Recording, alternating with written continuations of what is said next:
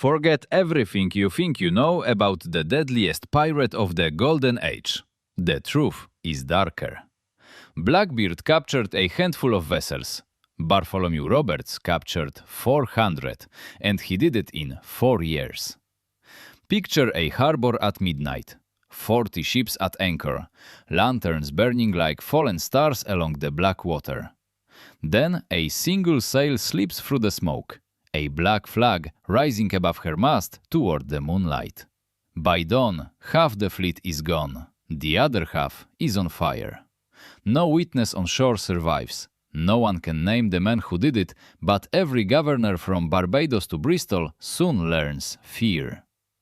The most feared pirate wore silk, not rags, a gentleman corsair in crimson brocade, ruthless beneath the finery. To understand him, one must first understand the age that made him. Empire's twilight, the pirate's dawn. The early 1700s saw great powers staring at one another across 3 merciless oceans in endless war. Britain, France, Spain and Portugal built colonies faster than they could defend them, their treasuries swelling with plunder. They filled coffers with slaves and sugar and gold. Then, when peace came, they discarded their sailors ashore. Tens of thousands of trained seamen, cast off with no wages and no prospects, did not go home. They went aboard, beneath the black flag, where fortune favored the ruthless, and the sea kept every secret. The Atlantic became their hunting ground, a vast triangle linking West Africa, the Caribbean, and Europe's blood-soaked ports. Merchant convoys carried molasses, tobacco, coffee, ivory, and human beings through waters the Royal Navy could barely patrol. The pirates knew the schedules, they knew the shipping lanes, they knew the hour every convoy ran undefended. A single armed sloop could seize a fat merchantman long before any warship could answer, beneath the black flag. This was the Golden Age of Piracy. It lasted only 30 years, yet burned brighter than any banditry before. Names rose out of it that still echo. Henry Avery, Edward Teach called Blackbeard, Charles Vane, Calico Jack Rackham, and Bonnie, Mary Read. Their black flags became a brand, a promise of terror printed on cheap linen sails. The skull and crossbones was no decoration, it was a message: surrender aboard or be shown no mercy. But among all those names, one man stood apart. He captured more prizes and commanded more men than any. He wrote laws no pirate dared write, and fell to the empire he humiliated for 4 straight years running. His name was Bartholomew Roberts, and this man began not as pirate, but as prisoner aboard another captain's deck. He was born John Roberts in the small Welsh village of Casnewydbach sometime around the year 1682. His people were farmers, his country poor. The sea was the only road out of poverty for the boy. By 13 he was aboard a merchant vessel. By 30, a skilled navigator, log clean and his charts precise. By 37, in 1719, he served as third mate aboard a slave ship, the Princess, bound for Guinea. By every account, he was a quiet man, tall, dark-haired, dressed neatly, sober, and given to reading scripture aboard. Shipmates thought him aloof, perhaps proud, but competent. Nothing in his manner or history suggested violence or rebellion. Then, in June of 1719, off the harbor of Anomabu, 2 pirate sloops attacked the slaver Princess. Their captain was another Welshman, Howell Davis, a rogue of some reputation on the African coast. Davis boarded the slaver, plundered her stores, and pressed her most useful crewmen into forced pirate service. Roberts was among the pressed. He did not volunteer, he did not celebrate. He resisted with cold contempt. Piracy, he said, was a short life and a merry one, but not the life he had chosen. For 6 weeks he sailed with Davis under duress. He learned the ship, he learned the coast. He watched a pirate captain govern a crew of hardened murderers by charisma alone, silently waiting for escape. The chance to flee never came. Something else came instead. 6 weeks later, the crew elected him captain. The turning point unfolded on the island of Príncipe, a Portuguese colony off the equatorial African coast. Howell Davis had sailed into its harbor flying a false flag, posing as a Royal Navy officer hunting pirates. The Portuguese governor invited him ashore under armistice. It was a trap. The disguise had failed.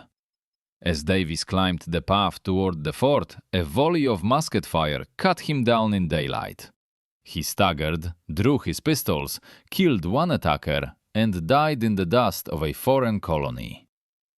The pirate crew, leaderless and hunted, retreated to their ship and gathered below decks in grim silence. They did what pirates did in such moments. They voted. A captain was not appointed by a king. He was elected by the men he would lead. The vote could be brutal, honest, and immediate. 2 factions emerged aboard the captured ship. The old hands wanted one of their own, a scarred veteran named Dennis. The younger, literate men wanted the quiet Welsh navigator who had been aboard barely 6 weeks, watchful and unreadable. He knew the charts, he knew the winds. He carried himself like a commander, even as a prisoner in irons. When the ballots were counted, Bartholomew Roberts, the reluctant prisoner, was chosen master of the ship under the black flag. He accepted with a phrase that would follow him into legend, spoken quietly to the assembled crew on deck. Since he had dipped his hands in muddy water, he said, he might as well be a captain as a common man. If he was to live under the black flag, he would live at its highest station, or he would not live at all. His first act was vengeance. He sailed the ship back to Príncipe, hunting the men who had killed his predecessor. Under cover of night, he landed a party of armed men on the beach and burned the sleeping town to embers. He killed the governor who had killed his predecessor. He sank every vessel anchored quietly in the harbor. Then he stood on deck, raised a new flag of his own design, and set course into the open water. Within days he took his first prize, a Dutch merchantman riding low and heavy with cargo across the swells. 2 days after that, an English ship. He renamed his own vessel the Royal Rover and rechristened her guns. He rechristened himself. John Roberts, third mate of the Princess, was gone forever beneath the black flag. Bartholomew Roberts, captain under the black flag, had taken his place, and the Atlantic would learn his name. Then Roberts wrote laws no pirate had dared to write before, binding his crew with ink instead of terror. Most pirate crews of the age sailed on habit and violence alone, without written rule or lasting order. Roberts believed a ship needed a constitution, a covenant of iron words to hold ruthless men together. Before he had held command a full year, he drew up a set of articles binding every soul aboard.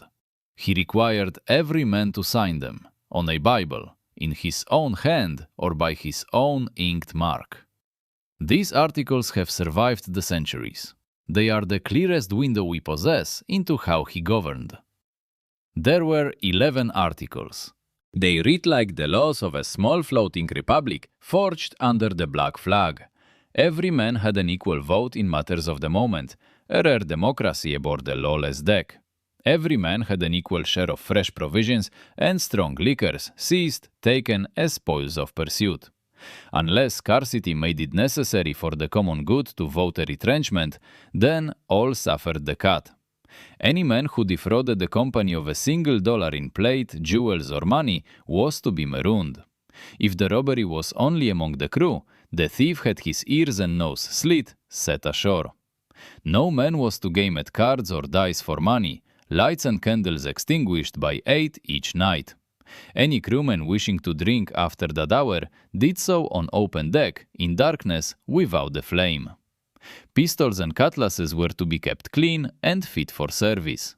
No boy or woman brought aboard. Any man found seducing a woman and carrying her to sea in disguise was to suffer death. No man was to desert his post in battle. The penalty was death or marooning on a barren shore. No quarreling aboard. Quarrels were settled ashore with sword and pistol in the manner of gentlemen duelists. The company was not to be broken up until each man had earned £1,000 sterling in plunder. Roberts kept musicians, resting on the Sabbath alone. The rest of the week they played by right. This was democracy under the black flag, but it was also brutal, lawless discipline, ruthlessly enforced by peers. A man who broke an article had no appeal. The vote of the crew was law, and often merciless. And the law was often the rope, the knife, or the deserted island. Fortune favored the ruthless. Under these rules, Roberts built the most efficient pirate company the Atlantic had ever seen. His men fought sober. Paid on shares, they knew what they would suffer for cowardice and what they would gain for courage. They obeyed him not from love, but from respect for the order he had built and enforced. With order came a hunger no port could satisfy. Now consider the myth the popular imagination demands. Drunk, filthy, toothless, a creature of chaos in a stained shirt, howling nonsense, killing without any pattern. Blackbeard tied lit fuses into his beard to appear as a demon. Others cultivated madness as a weapon. The image has been polished by 3 centuries of theater, novel and film until it feels like history itself. Bartholomew Roberts destroyed that image before it was ever painted. He did not drink strong liquor, he drank tea. He kept his ship immaculate. He wore crimson damask waistcoat and breeches, a hat crowned with a red feather. A gold chain bore a diamond cross at his throat. 2 pistol pairs rode silk slings across his shoulders.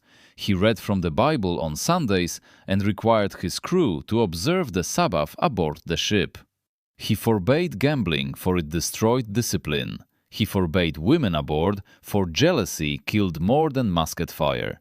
He was, in a word, sober in every sense, and yet more terrifying than any raving lunatic, because his terror was calculated strategy.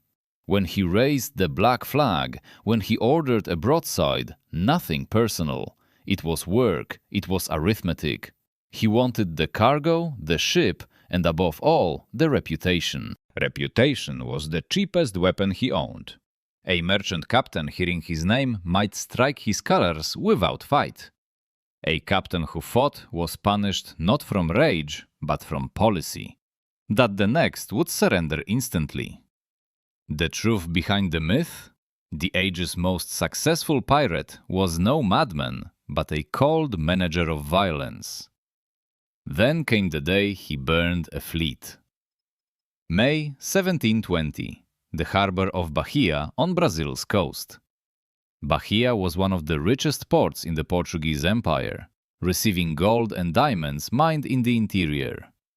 Warehouses along the waterfront hoarded the treasure until an armed convoy could carry it safely home to Lisbon.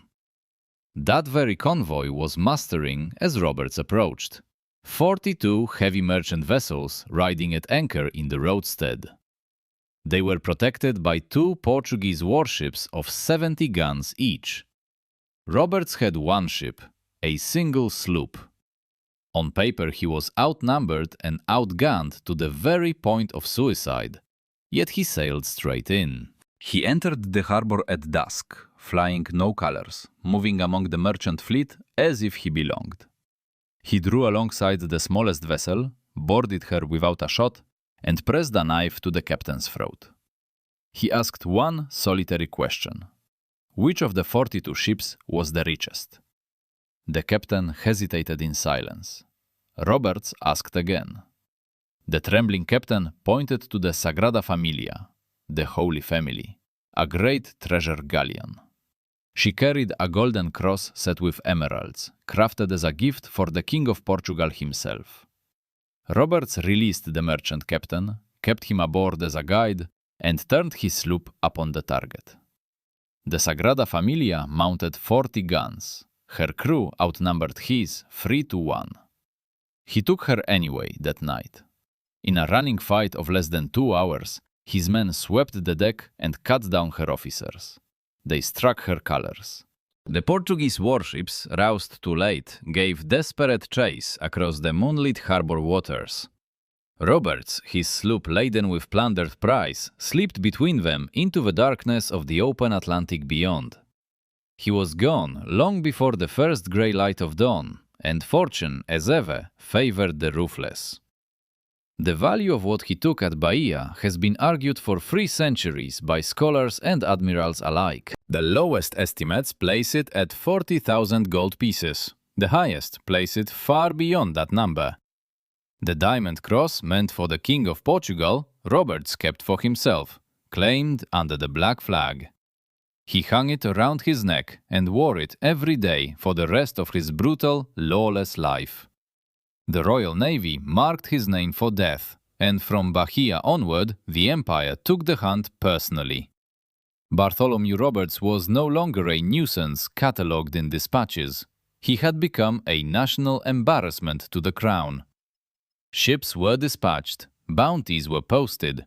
Governors from Barbados to Boston received orders to spare no cost in pursuit. And still he sailed on. Still he took prize after prize, moving beneath the black flag as though untouchable. Off Newfoundland he raided the summer fishing fleet and burned 22 vessels in a single terrible week. Off the Caribbean he seized ships flying the colors of every European nation that dared cross his waters. Off West Africa he returned again and again to the slave coast, taking English, Dutch and Portuguese vessels alike. By early 1722 he commanded a small squadron, a flagship of 40 guns called the Royal Fortune. A consort sloop beside her, a captured warship converted to his purposes, and nearly 300 hardened men. Drawn from every port and every skin color of the Atlantic, English, Welsh, Irish, French, African, Portuguese. Under the black flag they were, at least in shares, equal. On land they would have been sworn enemies. At sea, under him, they were one company, one fortune, one brotherhood ruled by a code of iron. He had captured, by the most careful modern counts, over 400 vessels in only 4 ruthless years. No pirate in recorded history, not Avery, not Blackbeard, no buccaneer of the previous century had come close. The Royal Navy sent Captain Challoner Ogle to hunt Roberts, a patient professional aboard the 50-gun HMS Swallow. He studied Roberts' habits, where he watered, where he refitted, how he moved along the African trading coast. Ogle calculated where Roberts would sail next and arrived there first, the hunter finally ahead of his prey. February 1722. Off Cape Lopez, on the coast of what is now Gabon, the trap was quietly set. Roberts' small squadron lay at anchor in the bay, a captured merchant vessel taken only the day before. For once, his men were drinking. Many were drunk. Many slept below decks. Discipline briefly slipped after celebration. The 4-year terror of the Atlantic had, on this single fateful morning, quietly loosened its iron discipline. Ogle approached under false colors, disguising the Swallow as a slow-moving Portuguese slaver limping through the swells. Roberts, watching from his flagship, took the bait. Another prize wandering into his grasp, or so he believed. He dispatched a consort vessel to investigate. Ogle let her draw close, then ran out his gun ports. A full broadside erupted from the Swallow. The consort was crippled in minutes, splintered and burning on the swell. Ogle then turned his warship and made straight for the Royal Fortune herself, guns still hot from the kill. Roberts, on deck at breakfast, recognized the warship at once. He knew in that instant what was coming. He put on his crimson coat. He hung the diamond cross at his throat. He drew his pistols. In the calm voice he had used for 4 years, he gave his final orders under the black flag. He would meet the Swallow head-on, sail past her guns before she could deliver a second broadside, It was a plan that required a sober, disciplined crew. On this morning, he did not have one. The Royal Fortune came about too slowly, presenting her broadside not to the enemy, but to the wind. The Swallow fired first. Grapeshot swept the pirate deck, iron and splinters shrieking across the exposed timbers. One iron fragment struck Bartholomew Roberts in the throat, tearing open his neck above the crimson silk. He fell across the barrel of a gun and died within minutes, without a final spoken word. His crew obeyed the command he had given long before. They took his body up in reverent silence. They dressed him in his finest silks, hung the diamond crucifix at his throat one final time. Wrapped in sailcloth weighted with shot, they cast him overboard into the dark gulf of Guinea waters. He sank before the English could board and claim him. The sea took Bartholomew Roberts entirely away. Captain Chaloner Ogle would collect his knighthood and prize money, but never bring home the pirate's corpse. The Royal Fortune surrendered. 272 pirates captured alive upon that shattered, blood-soaked morning deck. 52 were hanged at Cape Coast Castle, their bodies left in iron cages along the African shore. A warning to any sailor who might dream of raising the black flag against the empires of Europe. His death closed the Golden Age itself. Historians mark 1722 as its effective and final end. Great captains, pirate republics, black flags in defiance of empire, all ended in the smoke of Cape Lopez. 400 ships, 4 years, one flag, one man, and a legend the world chose to forget. He had captured more vessels than any pirate before or since, building an entire fleet from one solitary sloop. He wrote the most complete pirate articles ever recorded, binding a multinational crew of hundreds by his authority alone. He humiliated 3 empires and drove the Royal Navy to hunt him across an ocean under the black flag. He died only because his men, for one single morning, forgot the discipline he had taught them. And yet, in the long memory of the world, he has been all but forgotten by history. Blackbeard is the pirate everyone knows. Blackbeard, with his lit fuses, his black beard, his terrifying broadsides. Blackbeard, who captured perhaps a dozen ships in his entire career, whose theater was louder, whose death more public. The louder man became the legend. The more effective man became a footnote in a stranger's tale. Look at the pirate iconography of the modern world. The black flag, the grinning white skull upon it, the signed articles of a floating brotherhood, the crimson coat, the gold chain and the plumed tricorn hat. The disciplined crew, the shared plunder, the democratic vote. All of it reaches back through the centuries. It traces back to one Welsh navigator, captured against his will, forced aboard a pirate deck by chance alone. Given command by an accident of vote, he chose to become the finest pirate the world would ever see. Yet one question about his fortune remains unanswered, waiting in the dark for those who dare to ask. The gold of Bahia, the diamonds, the pearl and silver of hundreds of prizes shared by Roberts' crew. Some was spent in taverns, some was seized by the Royal Navy after his death at Cape Lopez. But the largest portion of his 4-year plunder has never been accounted for by any hand or ledger.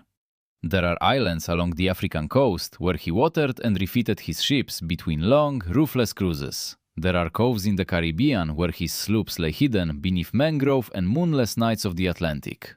Somewhere in the sand and salt of those places, if the old stories are true, the greatest fortune waits. The greatest fortune the Golden Age of Piracy ever produced still lies uncounted, unclaimed, and unfound beneath foreign sand. He was the pirate who captured 400 ships in 4 years across 3 oceans of the imperial world. He was the man in the crimson coat who died with a diamond cross hanging at his weathered throat. He was, by every measure that matters, the deadliest sailor ever to raise the black flag above open water. And when the sea finally closed over him of Cape Lopez, it closed over the entire age itself. If you want to know how the next great captain met his end, how Blackbeard was cornered at Ocracoke, how his severed head was carried home on a bowsprit, how the Empire silenced the loudest pirate of all, the next video is already waiting on the channel. Subscribe and raise the black flag with our loyal crew. There are more stories beneath the waves. The next